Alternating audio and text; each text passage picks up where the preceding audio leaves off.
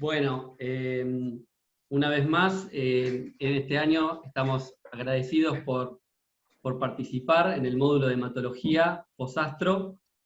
Esta vez nos toca estar en esta mesa. Yo soy el doctor Galarraga, soy coordinador del Hospital Privado de Comunidad de Mar del Plata y médico de staff del Centro de Oncología y Radioterapia. Y nos van a tocar discutir una serie de abstracts, entre los cuales está el doctor Gómez Orrego, médico radiooncólogo del Centro de Radiaciones San Martín, médico de comisión directiva de SATRO, el doctor Luis Carabajal, de La Plata, Buenos Aires, director médico del Centro de Anfunes de La Plata, médico de staff del Servicio de Radioterapia del Hospital San Martín La Plata, docente de la carrera de especialidad de Oncología Radioterápica en la Universidad Nacional de La Plata. También tenemos al doctor Ariel Gómez Palacio, de Córdoba, médico especialista en radioterapia oncológica, trabaja en el Centro de Radiaciones de Anfunes. Y tenemos al doctor Miguel Castiglioni, de Rosario, Santa Fe, médico especialista en radioterapia, que trabaja en el Instituto de Tumores de Rosario. Y como siempre, nuestra invitada especial, tenemos a la doctora Astrid Pawlowski, médica especialista en oncohematología, médica de planta de Fundaleu y directora médica del Centro de Hematología Pawlowski. Bueno, ahora vamos a dar lugar a las grabaciones de los abstracts, que este año particularmente van a ser muy lindos. No vamos a tratar los temas de siempre, que son Hodgkin y linfoma difuso B o folicular, sino que vamos a tratar temas especiales que quizás son más entretenidos. Bueno, arrancamos. Buenas tardes, soy el doctor Oscar Gómez Orrego del Centro de Radioterapia General San Martín. Agradezco a SATRO la invitación para participar del quinto Best of Astro Argentina y la posibilidad de transmitirles los contenidos de estos trabajos. Dentro del módulo de hematología oncológica, yo me voy a referir a dos trabajos. El primero de ellos evaluó el rol de la radioterapia para el tratamiento del linfoma mediastinal primario de células grandes B y aquellos pacientes que tenían un PET positivo después de un tratamiento de quimioterapia. Es un trabajo de Lendi Anderson que reunió 22 pacientes entre el 2008 y el 2018. Es un trabajo retrospectivo. Todos los pacientes tenían un PET inicial y confirmación histológica e inmunohistoquímica, ya que, dada la baja frecuencia de estos linfomas, deben realizarse los diagnósticos diferenciales con otros linfomas no Hodgkin. Los pacientes eran sometidos a un tratamiento de R-POCH por 6 ciclos. Posteriormente se obtenía un PET post-quimioterapia y se interpretó como positivo aquellos que presentaban un score de Deauville de 5 o 4 y un SV máximo que oscilaba entre 8.9 y 11.3. La opción de tratamiento para estos pacientes que persistían con enfermedad después de una primera línea de quimioterapia eran las siguientes opciones de salvatajes. Una segunda línea con terapia sistémica basada en platino, un trasplante autólogo de stem cells, un trasplante halogénico de stem cells, tratamientos con células T-CAR o enrolarlo en un ensayo clínico. Podían recibir o no radioterapia de salvataje. Se distribuyeron a los pacientes por características de acuerdo a la edad, sexo, performance status y estadios. Si habían recibido el esquema completo de quimioterapia con R-POCH, la radioterapia en cuanto a la dosis, el BUS, si había sido con BUS o secuencial o simultáneo integrado, el score de Deauville que presentaba el PET pre-radioterapia, post-radioterapia y si habían sido sometidos a biopsia pre-radioterapia. Se estimaron curvas de sobrevida para periodo libre de progresión y sobrevida global a 5 años y la mediana no fue alcanzada en ninguno de los dos casos.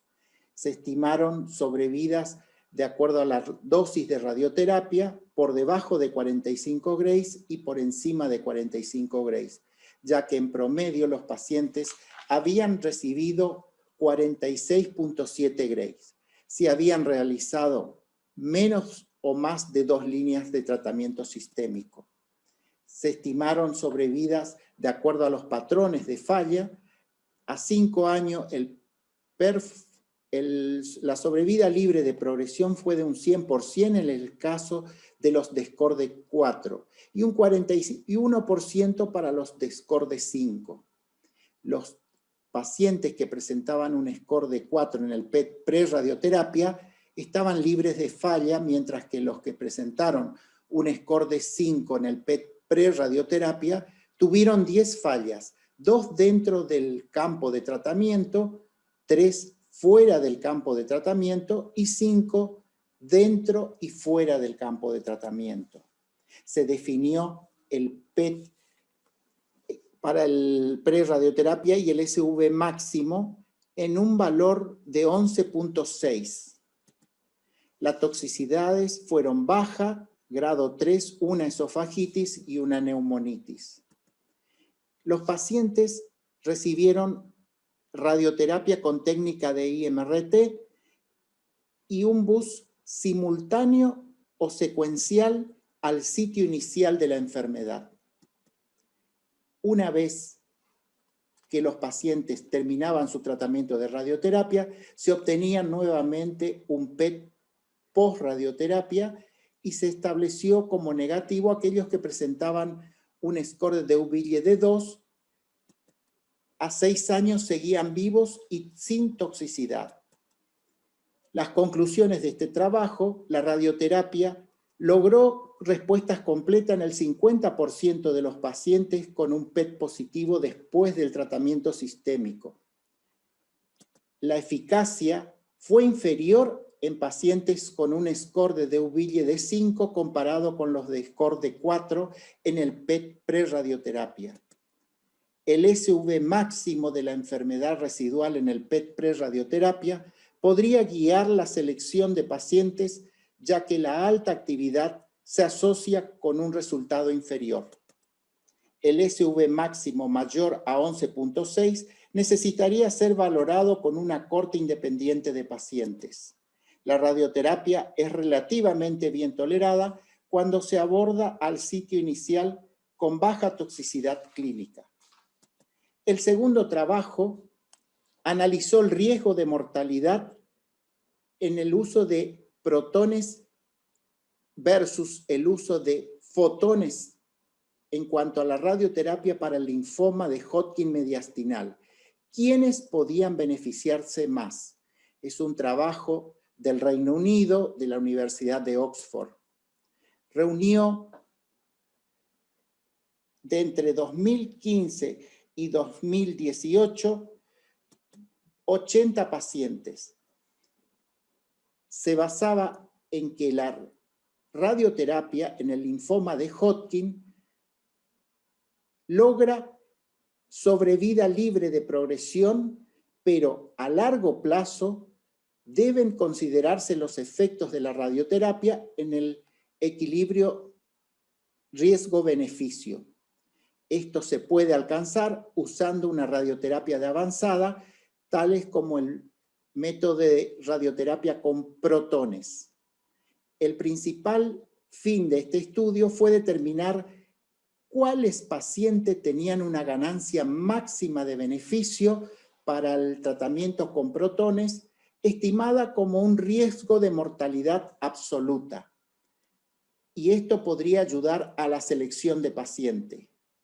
Estos 80 pacientes fueron tratados con protonterapia en inspiración profunda y replanificados con para una radioterapia óptima de fotones con una técnica de VMAT butterflies. Los pacientes quienes tenían una mejor distribución fueron los que se estudiaron, y a 30 años se estableció el riesgo de mortalidad absoluta para enfermedad cardiovascular y segundos tumores, tales como el de pulmón, mama y esófago. También se utilizaron 4 poblaciones de riesgo para distintas regiones geográficas. El riesgo relativo específico a la edad del tratamiento se compararon con las curvas de dosis-respuesta relacionados a la enfermedad cardiovascular y combinadas con las subestructuras cardíacas, y también con los segundos cánceres como el de pulmón, mama y esófago, el riesgo de quimioterapia previa y el efecto de fumar. Los resultados se distribuyeron en gráficas de acuerdo a la enfermedad cardiovascular, segundos cánceres de pulmón, mama y esófago. Y se compararon en las distintas dosis para el riesgo de enfermedad cardiovascular y segundos cánceres. También se estableció el riesgo de acuerdo a aquellos pacientes que tenían más de un 40% de superposición del CTB en el área cardíaca, y aquellos pacientes que tenían riesgo por fumador y no fumadores. Las conclusiones del estudio: el beneficio dosimétrico fue similar o bajo con revisiones previas. Se deberían utilizar riesgo relativo a la edad de tratamiento cuando están disponibles y dosis a las subestructuras cardíacas para estimar el riesgo máximo absoluto de mortalidad. El tratamiento radiante con protones reduce el riesgo máximo absoluto de enfermedad cardiovascular comparado con la radioterapia óptima de fotones, principalmente para pacientes donde hay más de un 40% de superposición del CTB cardíaco. El riesgo máximo absoluto fue reducido sustancialmente en todos los pacientes para cáncer de pulmón. Los pacientes con enfermedad axilar recibieron el mayor beneficio en términos de riesgo máximo absoluto de segundos cánceres de pulmón y mama. Los cánceres de mama y esófago fueron bajos o reducidos en riesgo máximo absoluto. Resultados de riesgo de mortalidad poblacional y otros factores de riesgo, como el fumar, pueden disminuir el riesgo relacionado al tratamiento. Muchas gracias. Buenas tardes. Quisiera agradecer a las autoridades de SATRO por la invitación a esta reunión. Es lindo compartir un momento con colegas. Hoy les voy a presentar unos trabajos presentados en ASTRO relacionados con linfoma MALT. Los linfomas MALT son linfomas de células B asociados a mucosa, que corresponde al 7 al 8% de los linfomas no Hodgkin de células B. Los sitios más comprometidos de esta patología son estómago, en cabeza y cuello, glándulas salivares, anexos oculares y tiroides. Además pueden afectar también a pulmón, piel y mama, y muy raramente hígado y vejiga. Pueden estar asociados a infecciones, como por ejemplo con la clamidia en aquellos linfomas oculares, o asociados a síndromes autoinmunes como el síndrome de Sjögren. Suele ser de patologías localizadas, de curso indolente, con buena respuesta al tratamiento y buen pronóstico o pronóstico favorable en aquellos estadios tempranos de la enfermedad. El primer estudio es un estudio del MD Anderson, donde buscaban reportar la eficacia de la radioterapia sobre los linfomas mal localizados, la toxicidad y la evaluación de los tratamientos de radioterapia sobre esta patología. Se protocolizaron pacientes con mal localizado, se realizaron radioterapia inicialmente a una dosis de 39.5 Gray y en el curso del protocolo se disminuyó a 24 Gray. Se evaluaron la sobrevida libre de recaída, las toxicidades tanto agudas como tardías según criterios de RTOS. Fue un estudio prospectivo desde el año 2000 al 2012, se reclutaron 75 pacientes, de los cuales 73 realizaron radioterapia, con una edad media de 57 años y un seguimiento medio de 9.8 años. años. La mayoría de las enfermedades eran una enfermedad localizada a nivel gástrico, cabeza y cuello y órbita. El control local presentó una media en todos los pacientes de 3 meses posteriores al tratamiento de radioterapia. La tasa libre de recaída a 10 años fue del 83%, la mediana de supervivencia libre de progresión de 17.5 años, la supervivencia libre de progresión a 10 años fue del 71% y la supervivencia global del 86%. Se reportaron 15% de recaídas en 11 pacientes, de los cuales 9 fueron fuera del campo de tratamiento, con una media de presentación de 37.5 meses. 2 de los pacientes tuvieron recaída a nivel gástrico dentro del campo de irradiación. No se evidenciaron diferencias en cuanto a la sobrevida libre de progresión, libre de recaída y sobrevida global. Todas las recaídas fueron exitosamente rescatadas con rituximab, radioterapia o radioquimioterapia. Uno de los pacientes presentó en el transcurso de esa recaída un adenocarcinoma gástrico. Uno de los pacientes falleció asociado a MALT y tras 10 años de seguimiento, 62 pacientes persistían vivos, libres de enfermedad. En cuanto a la toxicidad, el 92% presentó toxicidad aguda intratratamiento, G1, G2. Los síntomas más comunes fueron náuseas, fatiga y dermitis. Dentro de las toxicidades tardías se presentaron en el 30% y correspondieron a cataratas, ojo seco y serostomía en su mayoría. Uno de los pacientes presentó un grado de toxicidad alto, un G3, a nivel ocular, con desprendimiento de retina. Ninguno de los pacientes presentó una transformación a un linfoma agresivo. Se concluyó que la radioterapia en el manejo del linfoma MALT logra una excelente tasa de supervivencia libre de recaída a largo plazo con tasas de toxicidades aceptables para la terapia. Los esfuerzos actuales se buscan en centrar, disminuir la dosis para tratar de evitar las comorbilidades asociadas al tratamiento de radioterapia. Esto lo que trata de buscar es el siguiente trabajo, que es un trabajo del Reino Unido, donde se comparó dosis de radioterapia baja versus dosis intermedias para los MALT de cabeza y cuello. A su vez, el impacto sobre esta patología en pacientes que también padecían síndrome de Sjögren.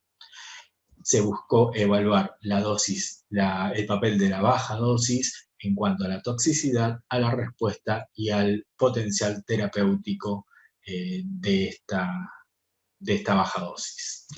Es un estudio retrospectivo entre el año 2003 y 2019, donde se reclutaron 53 pacientes, de los cuales se irradiaron 66 sitios de enfermedad. En un 49% fueron órbita, en un 39% parótida. La media de edad fue de 60 años. Se realizaron 2 esquemas de radioterapia, un esquema de baja dosis de 4 Gray en 2 fracciones y un esquema de dosis intermedia de 25.4 Gray en 14 fracciones o 24 en 12. El seguimiento medio fue de 56 meses y se reportaron una proporción global de respuesta del 95% con una sobrevida libre de progresión a 5 años del 78% y una sobrevida global del 95%. En cuanto a los pacientes que recibieron dosis intermedias, tuvieron una duración de respuesta previa a la recaída más prolongada que en aquellos que recibieron baja dosis, y dentro de estos pacientes que recibieron baja dosis, se comprobó que los que padecían síndrome de Sjögren tenían una tasa de respuesta más prolongada que en aquellos pacientes que no la padecían. Todos los pacientes recaídos dentro de la baja tasa de la baja dosis fueron rescatados con nuevos esquemas de baja dosis, donde se vio nuevamente que los pacientes rescatados que padecían Sjögren tenían mayor respuesta. Se concluye que ambos esquemas de dosis son los adecuados para el tratamiento de MALT de cabeza y cuello, pero la baja dosis sería la indicada en estos pacientes con síndrome de Sjögren asociados, porque son esquemas de tratamiento mucho más cortos, de menor toxicidad y buenos resultados a largo plazo, independientemente de que haya recaída, y se puede rescatar con un nuevo esquema de baja dosis. Espero que hayan sido de su interés. Nuevamente agradezco a las autoridades SATRO por el tiempo dispensado. Quedo a su disposición para cualquier consulta. Les mando un gran saludo y nos estamos viendo, esperemos que pronto. Hola, muy buenas tardes. Mi nombre es Ariel Gómez Palacios. Soy médico del Centro de Radioterapia de Funes. Agradezco la invitación a este evento del comité organizador y paso a contarles de los trabajos a presentar. El primer trabajo se titula ¿Es segura la radioterapia puente con la terapia de células T de receptor antigénico quimérico dirigido al antígeno de maduración de células B? Este trabajo fue presentado por la doctora Manjunat de la Universidad de Pensilvania. Como resumen, a pesar de los avances en el mieloma múltiple, la mayoría de los pacientes siguen siendo incurables. Esto destaca la necesidad de nuevas estrategias terapéuticas. La terapia con células CAR es prometedora para la neoplasia de células B con el potencial de un control profundo y sostenido de la enfermedad después de un solo tratamiento. Esta institución había realizado previamente un estudio fase 1 que mostraba que la terapia CAR dirigida contra el antígeno de maduración de las células B es clínicamente activo en el mieloma múltiple recaído y refractario. Por ello que se plantean como objetivos evaluar si la radioterapia puente, o sea, la radioterapia dirigida después de la féresis, pero antes de la infusión de células CAR, altera la toxicidad y o la fabricación de las células CAR dirigidas. En cuanto a los métodos, 25 pacientes fueron divididos en 3 cohortes. La primera cohorte recibió alta dosis de células CAR solamente. La segunda cohorte recibió ciclophosphamida de inducción seguido de bajas dosis de células CAR. La tercera cohorte recibió ciclophosphamida de inducción seguido de altas dosis de células CAR. Se analizó la información de manera retrospectiva en cuanto a radioterapia, respuesta, toxicidad y fabricación de células CAR.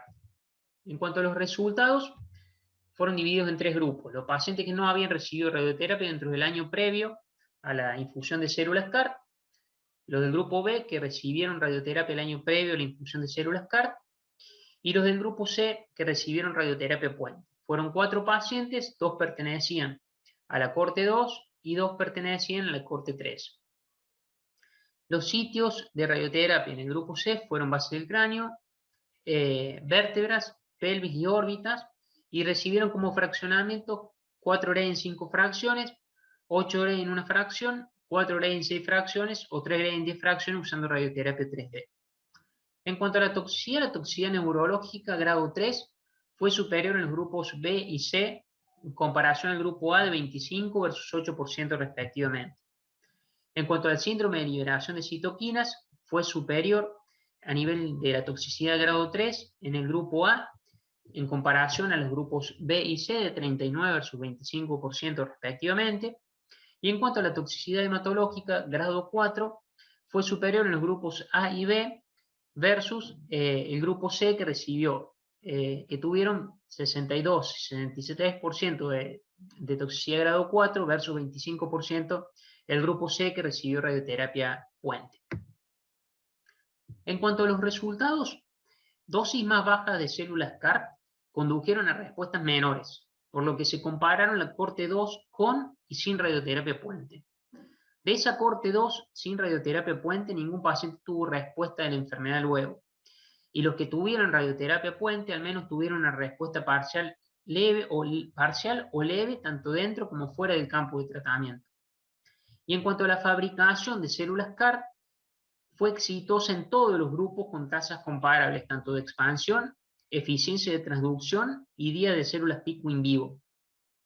En resumen, la radioterapia es segura y posible sin empeorar la tasa de síndrome de liberación de citoquinas, sin empeorar tampoco las toxicidades hematológicas ni neurológicas, ni prevenir tampoco la fabricación de células CAR. La mayor limitación de este trabajo es el pequeño número de pacientes. Y el desafío actual es la progresión durante la fabricación y el logro de una respuesta durable. Por supuesto que se necesitan futuros trabajos prospectivos que comparen la combinación de la radioterapia con las células CAR. El segundo trabajo a presentar habla de la radioterapia puente antes de las células CAR para el linfoma de alto grado, seguridad y eficacia. Este es un trabajo inglés. En resumen, las células CAR C19 es el salvataje más efectivo en linfomas de alto grado quimiorefractarios. La preparación de las células CAR lleva 3 a 4 semanas y la duración promedio desde la aprobación hasta la infusión es de varias semanas, durante la cual la enfermedad puede progresar. Por ello que la radioterapia se puede utilizar como terapia puente para superar esa quimiorefractariedad, detener la progresión y estabilizar el performance del paciente y la función de sus órganos para recibir luego las células CAR. Es por ello que se propone evaluar la factibilidad de entregar esa radioterapia puente dentro del estricto programa de las células CAR, el éxito en habilitar las células CAR y la toxicidad adicional que puede llegar a proporcionar.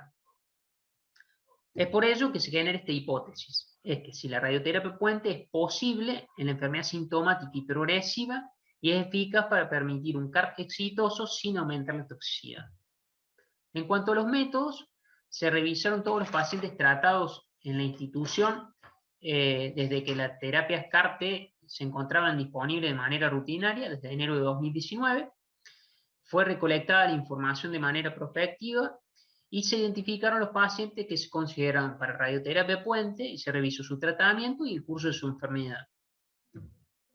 En cuanto a los resultados, 9 pacientes recibieron radioterapia puente en esta institución, los cuales fue una media de 62 años.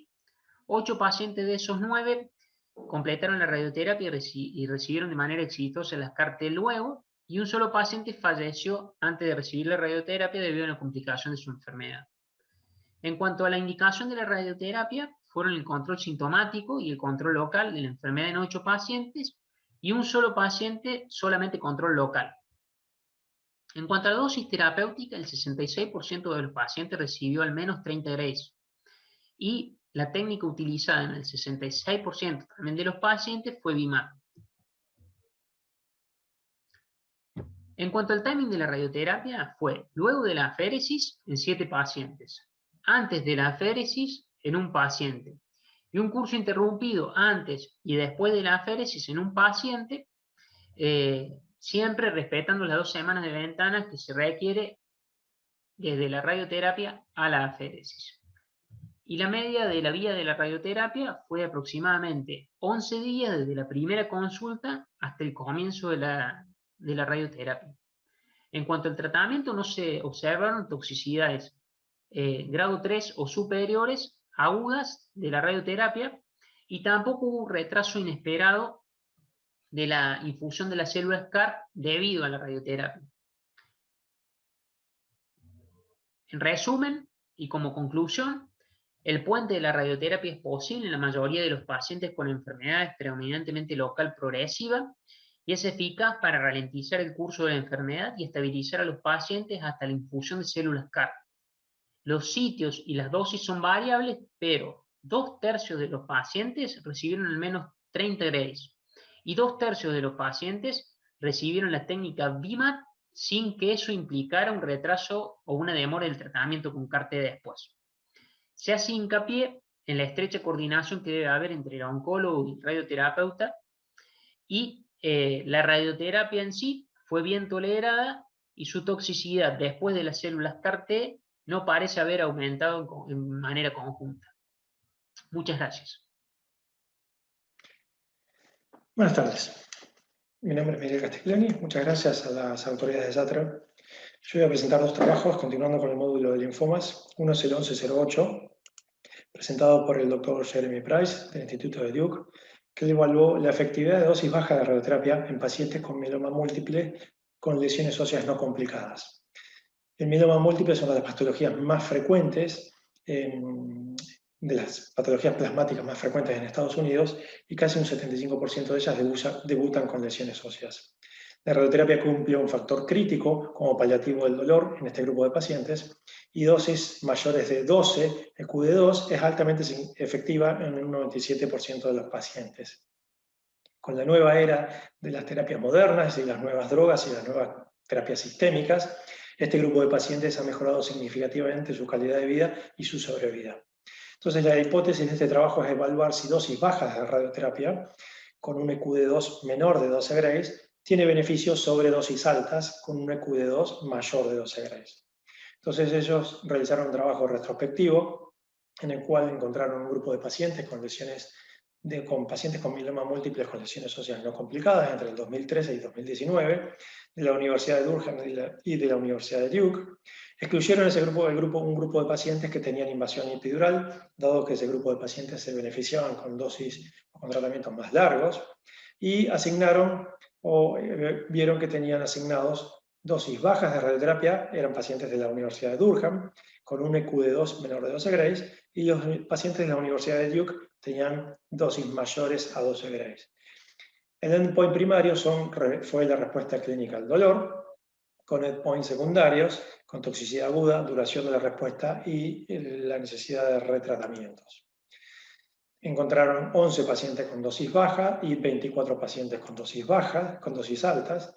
Lo que sí se vio que el grupo de pacientes que realizó baja dosis de radioterapia tenía volúmenes muy superiores en centímetros cúbicos de tratamiento, y 22 sitios fueron tratados con dosis baja de radiación. Esto fue una fracción única de 4 Grays, con un EQ2 entre 4,6 y 9,3, y 48 sitios fueron tratados con dosis altas. Estos eran 20 Grays dividido en 5 fracciones de 4 Grays, y eso da un EQ2 entre 12 y 32.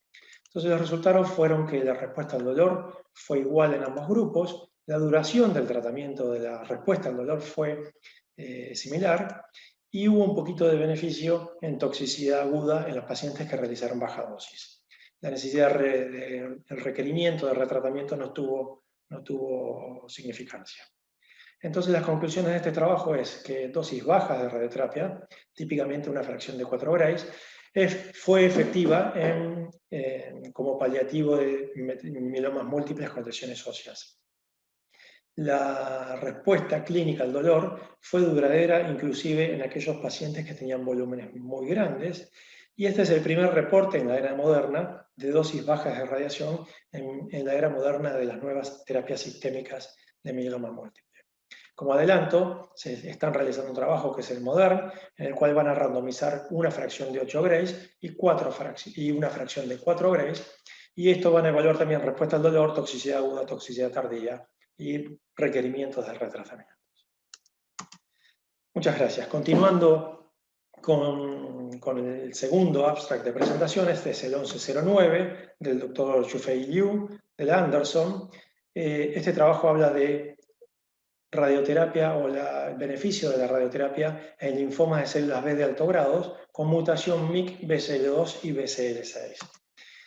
Comprender un poco el rol de la radioterapia en este grupo de pacientes, sobre todo con este tipo de mutación, MYC, BCL2, BCL6, que lo vamos a llamar como doble hit o triple hit, y definir si hay un approach para la radioterapia en este grupo de pacientes. Entonces sabemos que el doble hit y el triple hit en los linfomas de alto grado, refractarios, habla de una enfermedad agresiva con muy pobres resultados, y el rol de la radioterapia es poco conocido. Ellos encontraron 80 pacientes tratados con radioterapia entre el 2013 y el 2019 con linfoma de células B refractarios, y excluyeron el grupo de pacientes que tenían enfermedad del sistema nervioso central. La confirmación de la mutación fue por técnica de Fish, y los pacientes requerían un PET en el cual se evaluara que tengan enfermedad macroscópica previo al inicio de la radioterapia. Evaluaron sobrevida libre progresión, sobrevida global y control local, definido como el último día de la radioterapia. Entonces se encontraron 27 pacientes con una edad de 63 años promedio, un 78% de ellos tenían enfermedad refractaria luego de la primera línea de quimio, la gran mayoría tenían 2 líneas previas, y esto variaba entre 1 y 4 líneas. El intento de la radioterapia fue paliativo en un 33% de los pacientes, esto es que quedaba enfermedad fuera del campo radiante. De salvataje, casi en un 60% de los pacientes, esto es que toda la enfermedad quedó dentro de un mismo campo radiante, y de puente en un 15% de las pacientes. La dosis media de radioterapia fue de 42 grays y casi un 60% recibieron dosis mayores a 40 grays, y un 37% de ellos lo hicieron con quimioterapia sistémica. Hubo un grupo de pacientes que hizo casi un 50% de los pacientes hicieron quimio después de la radioterapia, y un 37% recibió una terapia con células T. Los resultados tuvieron un follow-up de 12 meses, con 20 recurrencias y 18 muertes. Tuvieron a un año una sobrevida libre de progresión de un 22% y una sobrevida global de un 32%. Ellos vieron que el control local no tuvo impacto con respecto a la dosis de radioterapia, si bien la gran mayoría de los pacientes habían realizado una dosis por encima de los 46 grays, y tanto la sobrevida libre de progresión como la sobrevida global no fue impactado por la dosis de radioterapia, por el intento de la radioterapia, con la concurrencia de terapias sistémicas o con terapias sistémicas después de la radioterapia. Sí vieron un pequeño beneficio en el grupo de pacientes que realizó la terapia con células T, tanto en sobrevida libre de progresión como en sobrevida global. Como conclusiones de este trabajo, los pacientes con linfoma de células B, con el doble hit o el triple hit refractarios, tienen un muy pobre pronóstico. Dentro y fuera del campo radiante la progresión es común, inclusive con dosis mayores a 40 grays. Esta terapia con células T mostró algo de beneficio en este grupo de pacientes, y quizás una radioterapia corta o hipofraccionada en forma de puente para realizar una terapia con células T inmediatamente puede tener beneficio en este grupo de pacientes, o mostró algo de beneficio en este grupo de pacientes. Muchas gracias.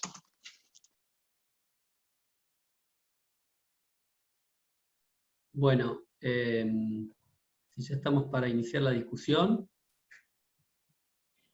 la verdad que, bueno, primero felicitarlos a todos por las presentaciones, fueron excelentes en la ejecución de los abstracts, muy bien interpretados y realmente muy claro. Los temas seleccionados por Astro también me parecieron realmente muy interesantes. La idea mía es en este momento tratar de discutir, pero a través de casos clínicos, que creo que es la mejor manera para que sea un poco más entretenido y de alguna manera podamos ir interactuando entre nosotros. Ahora voy a compartir pantalla. Bien, bueno, los temas tratados en el módulo de hematología, no sé si se ve bien la pantalla. Sí, se ve bien. Bien, fueron básicamente, sobre todo los linfomas B. Dentro de los linfomas B, esta vez hablamos del linfoma B primario mediastinal, que lo habló excelentemente bien el doctor Gómez Orrego, con su trabajo sobre aquellos pacientes con linfomas, con enfermedad persistente o refractaria en el mediastino, y el rol de la radioterapia. Después habló sobre las técnicas de radioterapia mediastinal, protones versus fotones. También con respecto a linfomas B, se habló sobre el rol de la radioterapia en linfomas B de alto grado, con reordenamiento en los genes MYC, BCL2 y BCL6, con doble y triple hit, el rol de la radioterapia en la enfermedad refractaria, con los novedosos tratamientos que después le vamos a preguntar un poquitito más a la doctora Pavlovsky sobre en qué consiste, o al doctor Gómez Palacios, que seguramente habrá estado estudiando sobre el tratamiento con células T. Después, una excelente introducción sobre linfomas MALT, hecha por el doctor Carvajal, y también vamos a hablar sobre unos casitos clínicos con respecto a eso. Y por último, el rol de la radioterapia en paliativo de mielomas múltiples. Bueno, el primer caso presentado por Astro, que es el caso que presentó Oscar, es un paciente hombre que se presenta con dolor torácico, con una masa bulky en el mediastino, que tenía gran captación en el PET y que a la biopsia se evidenció que tenía CD20 positivo, CD30 positivo y CD15 negativo, con lo cual es una, digamos, inmunistoquímica consistente con el linfoma primario de células B mediastinal, que como explicaron perfectamente es una entidad diferente al linfoma de células grandes B y al linfoma de Hodgkin, pero tiene unas, digamos, características parecidas a ambos.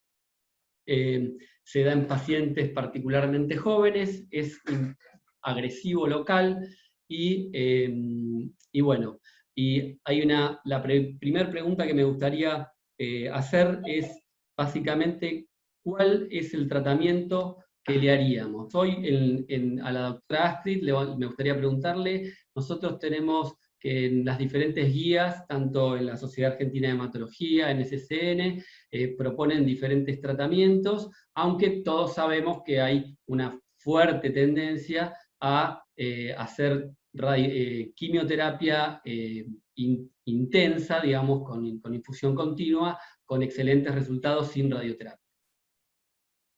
Bueno, Astrid. Gracias Juan, coincido que una lindísima selección de abstracts y gracias por las buenas presentaciones. Con respecto a este paciente, y un poco para contar una historia y agregar un dato importante, es que la mayoría de estos casos de linfomas primarios mediastinales se dan en mujeres, jóvenes como vos decís, y aparte mujeres, con lo cual la radioterapia genera un cuestionamiento. Y clásicamente estos pacientes eran tratados con R-CHOP más radioterapia, o sea, con la primera opción que vos ponés. En el año 2013 se publicó por primera vez el esquema de RDA-EPOCH, que es un esquema infusional, o sea que lo damos en infusión de 24 horas y el agregado del etopósido. Y se publicó en el New England Journal of Medicine un resultado con una sobrevida libre de progresión y sobrevida global muy buena con R-EPOCH sin radioterapia. Y ahí es donde empieza esta discusión, si R-CHOP más radioterapia o si con esta quimioterapia más efectiva podríamos evitar la radioterapia. Y empiezan un montón de otros protocolos, que son los que llevan a esto que estamos hablando ahora, de a quién evitar la radioterapia, y que era un score de Deauville negativo. Pero, para hacerlo corta, hoy en día el esquema de primera línea en esta gente es RDA-EPOCH por 6, y agregaría a esa respuesta con radioterapia adaptado al PET al final del RDA-EPOCH. Bien, perfecto. Buenísimo. Con respecto a tu acotación inicial, que es una enfermedad que se da principalmente en mujeres y que obviamente uno trata de intentar evitar la radioterapia por el riesgo del cáncer de mama en la irradiación, o quizás también al tener un componente mediastinal muy importante que invade o a veces se superpone con estructuras cardíacas, también intentaría evitar irradiar estructuras cardiovasculares. Me pregunto, si el paciente tuviera una enfermedad quizás más alta, que no invada o que no se acerque a estructuras cercanas al corazón y fuera varón, ¿pensarías en hacer un esquema que no sea la segunda opción, sino la primera? O sea, teniendo en cuenta que las toxicidades son diferentes, ¿no? Obviamente entre los dos esquemas. Sí. No, te digo, no porque este es un tipo de linfoma agresivo, pero que la gran mayoría de la gente se va a poder curar. O sea, es un linfoma donde la gran mayoría de la gente se cura, y de aquellos que recaen es muy difícil rescatarlos. ¿Sí? Bien. Entonces, hacemos nuestro mejor intento de entrada. Y claramente el RDA-EPOCH mostró mejores beneficios y mejor control de la enfermedad como esquema de quimioterapia que el R-CHOP, con lo cual hoy no le ofreceríamos a ningún paciente que pudiese tolerar el DA-EPOCH un esquema como R-CHOP. ¿Sí? El RDA-EPOCH es más intensivo, ¿sí? Genera más citopenias, pero no, la respuesta es que no, que trataríamos de curarlo con el mejor esquema de quimioterapia, más menos radioterapia en casos necesarios, que esto está discutido en los otros abstracts de manera muy linda. Bueno, bien. Bueno, obviamente el paciente lo trataste vos, así que el tratamiento fue hecho tal cual. Hay un gran consenso, digamos, en la comunidad de hematología de tratar, que es el mejor tratamiento, con unas supervivencias realmente muy, muy altas, y lamentablemente este paciente tuvo una persistencia en imagen, con una masa residual. Casi siempre tienen masa residual estos pacientes, pero en este caso tiene una masa residual que capta en el PET, y con un Deauville 4, que pusimos que es 4 como para pelear un poquito para ver qué hacemos, porque en realidad excelentemente presentó Oscar que con Duvil 5 básicamente consideramos que está recaído o es refractario. Con Duvil 1 a 3 podemos estar 3 horas hablando, y el Duvil 4 veremos qué hacemos. La primera pregunta, y quizás se la vamos a preguntar a Oscar, diría, un paciente en este caso, que tenga una masa residual, ¿habría que biopsiarlo? ¿Creerían que hay que biopsiarlo o se considera recaído considerando el valor predictivo positivo del PET en estos casos? Es importante tratar de biopsiarlo. Si bien en el trabajo no todos los pacientes fueron a biopsia, un gran porcentaje sí fueron a biopsia y confirmación histológica, inmunohistoquímica de la recaída. Sí es importante. Bien, bien. Y Astrid, ¿vos crees que esto hay que biopsiarlo? ¿En la práctica se biopsian o uno ya piensa que digamos que el valor predictivo es muy alto y prefiere considerarlo positivo y ir a un tratamiento ya de rescate? Bueno, justamente para mejorar este valor predictivo positivo, lo primero que hacemos es esperar bastante post última quimioterapia, ¿sí? Yo a mis pacientes les digo esperar por lo menos 6 semanas, como mínimo. Y mucha gente puede recomendar más, bueno, un PET positivo vuelve a esperar y vuelve a repetir el PET a los meses, porque la frase que se dice entre los hematólogos es que no sabemos si estos pacientes con enfermedad residual evaluada por PET se curan gracias a o a pesar de haber recibido radioterapia. Pero en realidad yo a este paciente no lo hubiese biopsiado, le hubiese pedido el PET bien alejado, y si el PET muestra que tiene un score de Deauville de 4, yo sí consideraría que tiene enfermedad residual, sobre todo porque son sitios previamente biopsiados, no estaríamos volviendo a biopsiar lo que ya habíamos biopsiado, y sí le haría a este subgrupo de pacientes que es un porcentaje bajo, o sea, la gran mayoría va a tener un score de Deauville 1, 2 y 3, sí le haría un tratamiento de radioterapia, y en mi cabeza yo estoy pensando que este paciente con radioterapia tiene aproximadamente 50, que es lo que dijeron ustedes, 50-55% de probabilidad de estar libre de enfermedad y de estar curado de esa enfermedad. Bien, bien. Ahora supongamos que el score de Deauville es 5, o sea que, y la enfermedad residual es más grande. En ese caso, ¿le ofrecerías radioterapia sola o ya irías a un esquema de rescate o un esquema digamos, a una terapia de segunda línea? Bueno, un score de Deauville 5 significa una captación metabólica 2 o 3 veces más que el hígado o una nueva localización. Exacto. O sea, si estamos en el tema de nueva localización, me parece que claramente es un paciente refractario y pasaría a otro esquema, un esquema de salvataje más trasplante, ya sabiendo que este paciente es de muy alto riesgo y que la probabilidad de rescatarlo es bajita, si estuviese, y lo mismo si fuese un score de Deauville 5 por el hipermetabolismo. Yo creo que la probabilidad de rescatar a estos pacientes es muy baja y iría a un tratamiento de salvataje más trasplante. Que también fue un poco lo que mostró el abstract que ustedes presentaron, sí. ¿no? Justamente por eso trato de discutirlo por ahí, porque realmente la diferencia entre el score 4 y el 5 es enorme en términos de supervivencia, y el rol de la radioterapia también cambiaría bastante. Si es un paciente que tenemos una lesión localizada con un Deauville 4, o si tenemos un paciente que tiene un Deauville 5 y que va a ir a un trasplante. Entonces, también un poco me gustaría quizás saber qué opinan el resto de los oncólogos radioterapeutas sobre el rol de la radioterapia en el contexto de un paciente que va a ir a una quimioterapia de salvataje y trasplante. Si piensan que tiene algún rol, que es importante, no es importante.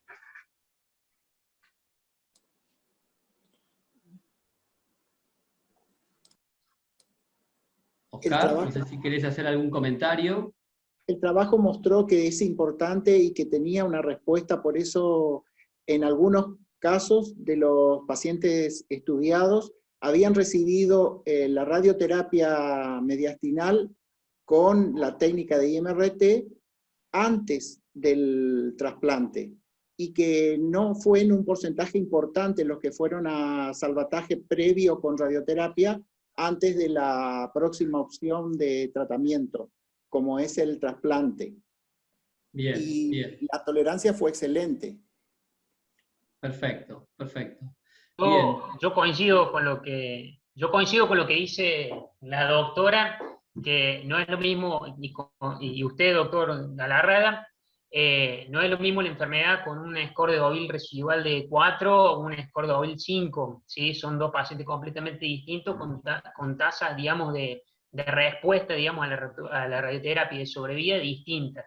El score de Deauville 4, digamos, quizá con una radioterapia sola tiene una alta tasa de sobrevida y curación. En cambio, el Deauville 5 con radioterapia sola es prácticamente imposible, digamos, que se cure. La radioterapia en el contexto de la quimio de salvataje también puede ser aplicada sobre todo en las zonas de metabolismo residual, ¿sí? Previo o post-trasplante, ¿no es cierto? En cualquiera de los dos casos. Bien, bien. Sí, Y yo voy a coincido agregar con Ariel. agrego algo importante, que en realidad durante estos últimos años se discutió mucho el Deauville 3, ¿no? Que Sí. de a poquito, y tal vez esa es la zona, porque creo que estamos todos con 4 y 5, 4 sabemos que tenemos que hacer algo más, 5 estamos muy preocupados, y el 3 fue la gran discusión durante estos últimos 5 o 6 años, que finalmente parece haber un acuerdo con que el 3 es negativo. Claro. En la práctica diaria, el 3... ya había, En la práctica un diaria trabajo el 3 previo, nos da digamos, un poco de miedo, digamos. Generalmente al 3 nos sobre gusta todo en la enfermedad Wilkie, ¿no es cierto? Claro. Sobre todo en una enfermedad tan voluminosa. Pero bueno, ya había un trabajo previo, que es el trabajo italiano, que se publicó en la revista Roja, que los scores de Deauville 1 a 3 todavía tenían una tasa de sobrevida muchísimo mayor a los scores de Deauville 4 y 5, ¿no es cierto? O sea, digamos, en la línea de corte fue el Deauville 3, ¿no es cierto? Bien, bien. Y ahora ya que estás, Ariel, te voy a preguntar sobre uno de los pacientes que vos presentaste en uno de los trabajos, tenía un linfoma primario mediastinal refractario y lo trataron con CAR T-cell. Si podés, contanos un poquito sobre qué leíste sobre el tema, qué es tratar a un paciente con células T, y bueno, y el rol de la radioterapia que vos pudiste más o menos ver en tus abstracts.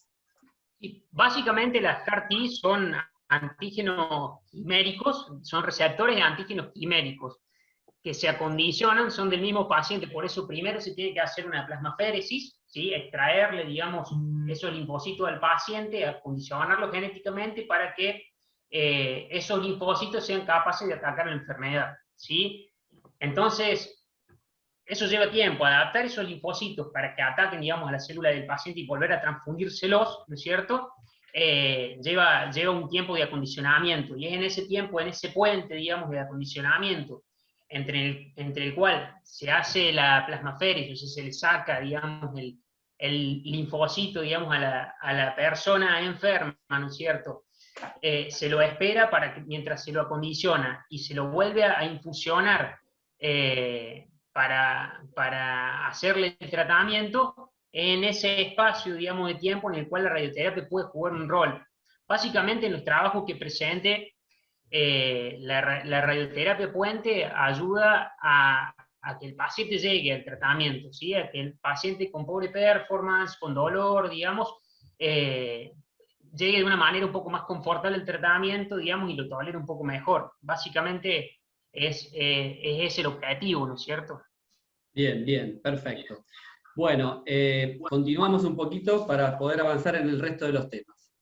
Bueno, resumiendo el rol de la radioterapia en pacientes refractarios, entonces tiene un rol, como vimos recién, como intento curativo cuando la enfermedad está localizada, cuando hay respuestas incompletas a la quimioterapia de salvataje, cuando creemos que la recaída local puede estar en lugares críticos, cuando hay enfermedad bulky, cuando hay compromiso esquelético, y las dosis, como podemos ver ahí, cuando vamos a intentar ser radicales, tienen que ser altas, entre 40 y 50 Gray, cuando hay consolidación después de trasplante, son dosis de consolidación habituales.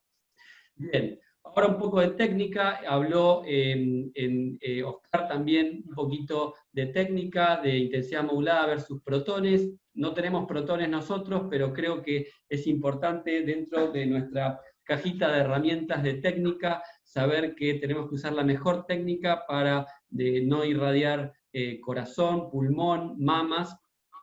Podemos usar técnicas con inspiración profunda, 4D, 3D, intensidad modulada, BIMAT y GRT. Creo que es muy importante saber la extensión original de la enfermedad para ver si no se superponía mucho con estructuras vasculares, para también después determinar si efectivamente vale la pena o no hacer una consolidación posterior sobre esas zonas, teniendo en cuenta que hay otros tratamientos que muchas veces son efectivos también. Con respecto a la técnica de butterfly versus la técnica de protones, la pregunta a los radioterapeutas es, ¿alguno de ustedes ha tratado pacientes con técnica de butterfly?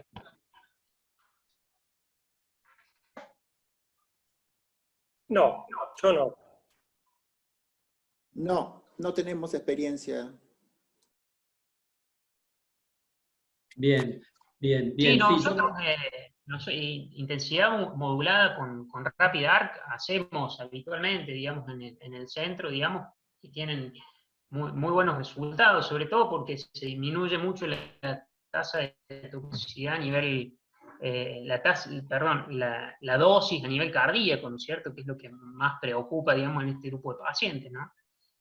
bien, bien. Todo el mundo intenta buscar acá los constraints, digamos. Uno puede ir cambiando técnicas o evaluando técnicas, pero siempre basándose en cuál es la que me va a dar mejor constraint para limitar la dosis. Bueno, justo lo que está diciendo Miguel es creo que lo más importante, y es lo que tenemos el objetivo en linfomas particularmente, ya sea especialmente en pacientes jóvenes, es llegar a los constraints.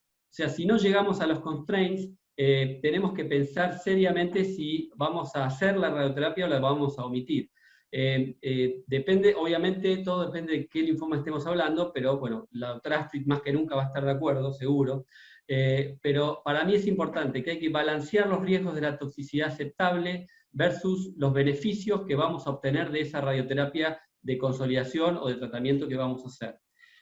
Hay que tener en cuenta la edad del paciente, cuanto más joven, más probabilidad de toxicidad tardía, cuanto más grande el paciente, menos toxicidad tardía, y no vamos a tener tanto problema con esos constraints.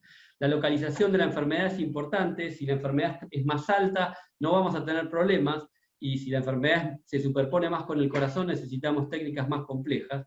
Y de la misma manera tenemos que saber la efectividad de alternativas de tratamiento antes de tomar una decisión. O sea que básicamente tenemos que conversar con nuestros amigos hematólogos para ver cuál es la mejor opción que tenemos para ofrecer. Bien.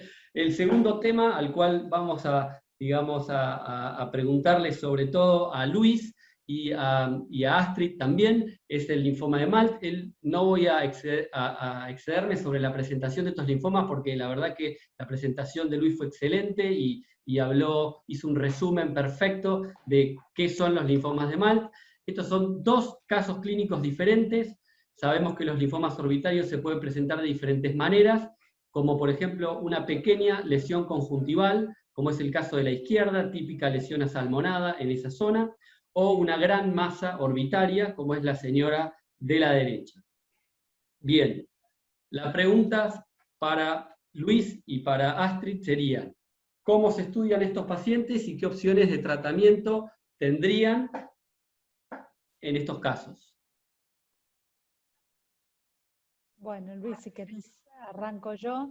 En realidad, estos son linfomas, como vos decís, bastante característicos, o sea, los sospechamos más que nada por su localización, ¿sí? Que como ves, y también se dan en glándulas salivales, y en distintas glándulas. Y lo que sabemos a priori es que estos linfomas responden muy bien a cualquier cosa que le hagamos, o sea, van a responder bien a diferentes tratamientos de baja intensidad. Y tal vez esa es la idea, es tratar de darle la menor intensidad posible con una buena eficacia. Por supuesto, uno también considera la edad, porque también tenemos la probabilidad de que recurran, pero la sobrevida libre de progresión suele ser muy buena y muy prolongada. realidad, cuando lo vamos a estudiar y sobre todo si vamos a elegir la radioterapia, que es una opción, más que nada, como en todo linfoma que vamos a elegir una radioterapia, tenemos que tratar de ver que sea la única localización. Así que, pero estos linfomas casi el 100% de las veces se presentan como con una única localización.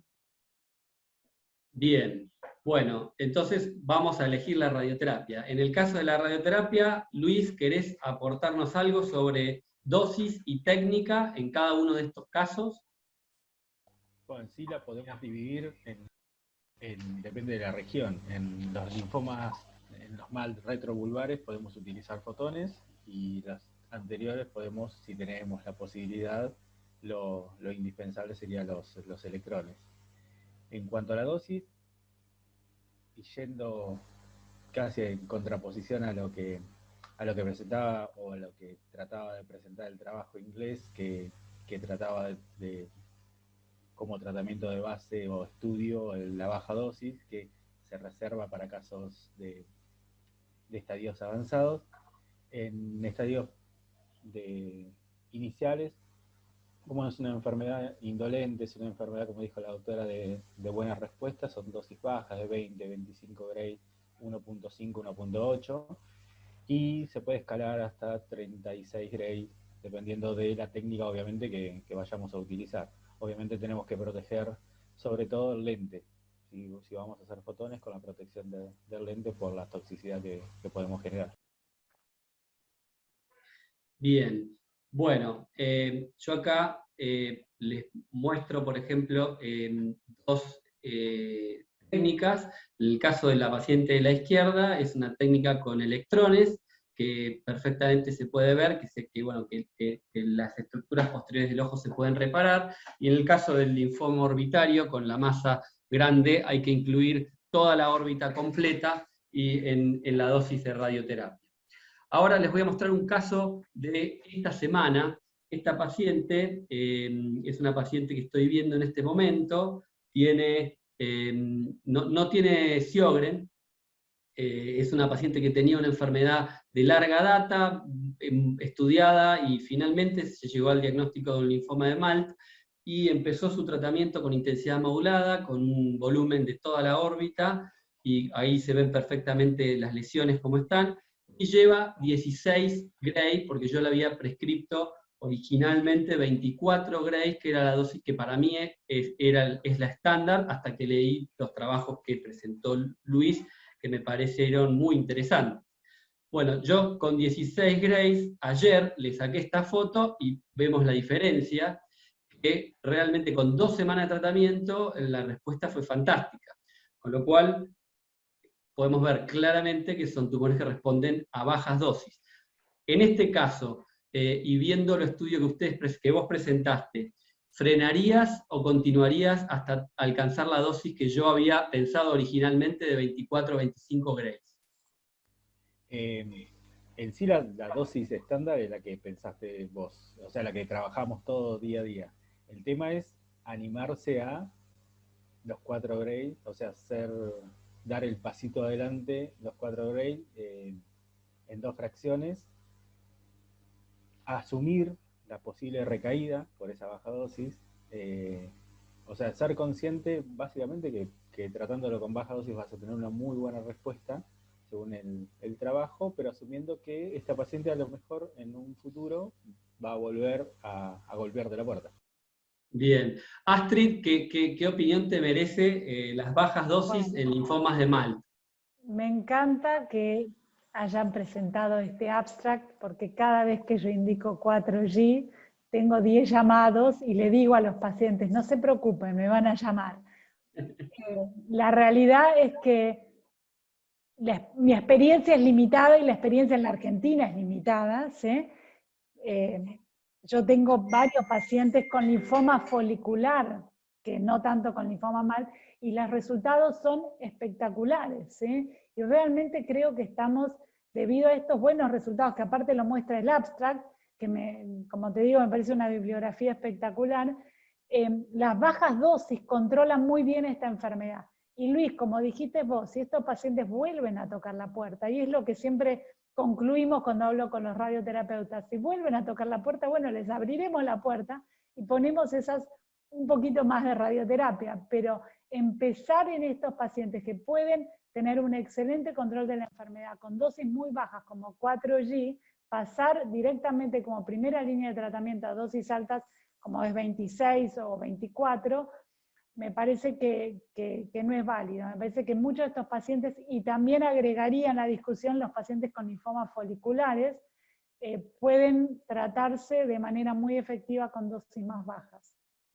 Bueno, nosotros, en el trabajo de Luis, él marcó dosis intermedias. Nosotros 24 en linfomas consideramos que es dosis intermedia, 36 sería dosis más alta.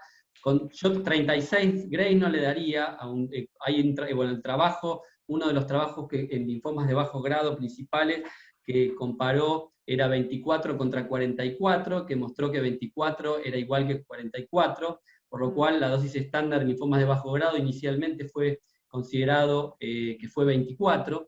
Después de eso vino el 2x2 comparado contra 24, y este es el trabajo, que es el trabajo Ford de no inferioridad, que sobre todo el 67, no sé si se ve acá, el 67% de los pacientes eran linfomas foliculares, y linfomas marginales, o sea, MALT, eran muy poquititos. Este trabajo, digamos, para nosotros los radioterapeutas en general, es un trabajo de no inferioridad que en términos de supervivencia global, obviamente para este tipo de linfomas fue exactamente igual, pero en términos de supervivencia libre de progresión, las dosis de 24 fue mejor.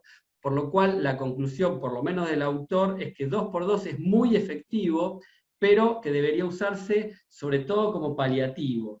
Como paliativo en determinadas situaciones, no quizás si uno quiere ser radical. Por eso yo, en el ejemplo de la paciente que mostré recién, yo no me quedo tan tranquilo y yo voy a seguir hasta 24, nunca le haría 36, porque creo que ahí podría llegar a dañar estructuras del ojo posterior, pero creo yo que le haría 24.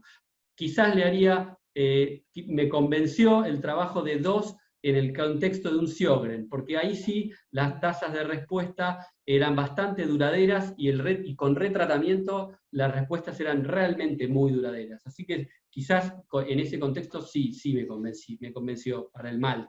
Para el linfoma folicular, el 2x2 realmente me convence, porque me parece que hay respuestas muy buenas, pero hay que tener paciencia, porque a veces uno, digamos, hay que esperar la respuesta, no aparece instantáneamente. Yo lo que creo que el 2x2 es una opción, no es Exacto. la opción para todo el mundo, no es que vamos a cambiar el estándar y darle a todos los foliculares, porque en realidad cuando nosotros usamos en radioterapia, en folicular muchas veces lo usamos en primera línea en aquellos pacientes con un estadio localizado, con P negativo y médula ósea negativo.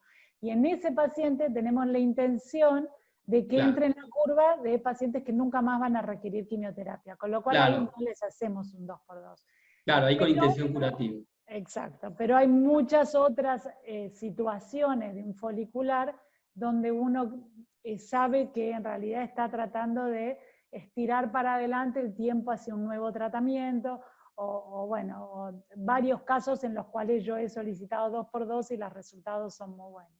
Bien. Bueno, no sé si alguien quería decir algo. No, sí, le iba a decir, en base también a la buena respuesta, la duración de la respuesta y la puerta abierta a una reirradiación con baja dosis también. Bien.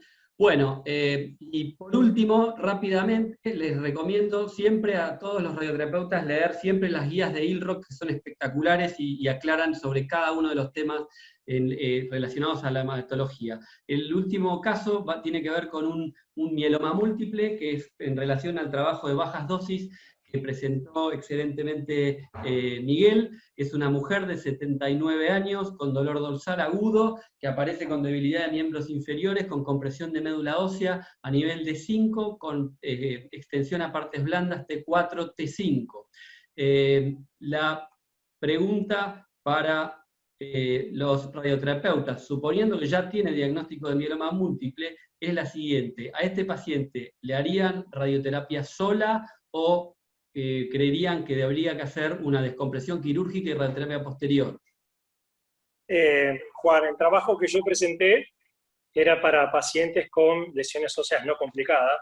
Este paciente no entra en ese cuadro, sin duda se ve que... no me robes la pregunta de después igual, ¿eh? No, está bien. Sin duda se ve que tiene una lesión que está del canal y tiene síntomas medulares, así que radioterapia sola no. Yo optaría por la segunda opción. Primero una cirugía descompresiva y después radioterapia. Bien. Me parece muy bien.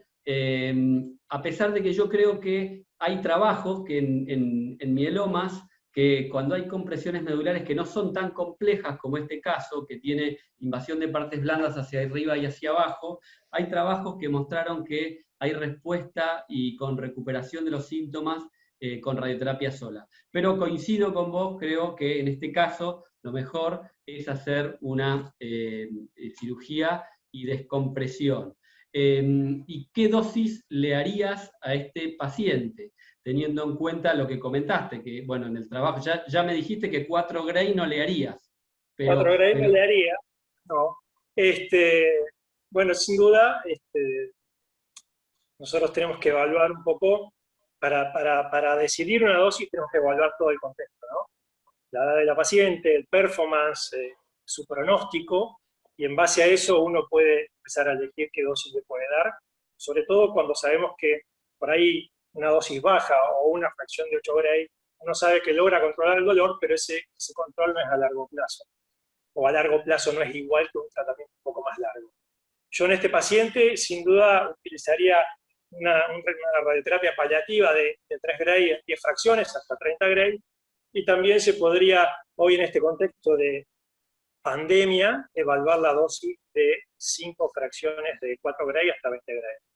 Ahí logramos un buen control del dolor y a largo plazo.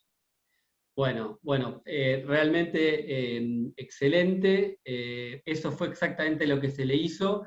Este paciente no fue mío, sencillamente lo saqué de las guías que les mostré, así que sos un experto en tratamiento de mieloma. Bueno, la verdad que creo que estamos más o menos en tiempo. Espero que hayan disfrutado de las presentaciones y de la discusión. Nos quedó un poquito colgado, si es que quedan 2 minutos, el tema de el tratamiento o el rol de la radioterapia en los linfomas refractarios digamos, de alto grado, con reordenamiento de células de BCL2, con rearreglos BCL2, BCL6 y MYC, los triple hit y doble hit, que bueno, que es un poco... la pregunta mía sería más hacia Astrid, ¿es un linfoma de células B, como si fuera de células grandes, específico, de mal pronóstico? ¿Cuándo se pide en esta inmunohistoquímica? ¿Se pide siempre? ¿No se pide nunca? Mira, estos, como vos decís, son dentro de los linfomas difusos a grandes células, son un subgrupo de linfomas que sabemos que con R-CHOP van mal y que con casi todo el resto van mal. ¿Cuándo deberíamos pedirlo? En realidad lo óptimo para no perderse ninguno de estos sería pedírselo a todos los pacientes. Claro, en ninguno de los medios que nosotros tenemos podemos hacer FISH a todos, con lo cual lo hago muy rápido, seleccionamos según algunos parámetros de histología a quién se lo hacemos y los tratamos con RDA-POCH en vez de R-CHOP. Pero tampoco nos va muy bien. Bien. Bueno, y como vemos, igual que con el Burkitt, este tipo de linfomas, la radioterapia, el rol es más que marginal, digamos. No sirve ni la dosis, ni los campos, así que, Nada, bueno, pero bueno, así que... la verdad que me encantó coordinar esta charla, fue muy entretenida, los felicito a todos por las charlas, y bueno, nos seguiremos viendo. Espero que el próximo año sea presencial. Esperemos que sí. Muchas gracias por la invitación. Muchas gracias, saludos a todos. Chao. Hasta luego. Chao. Hasta luego. Chao, gracias.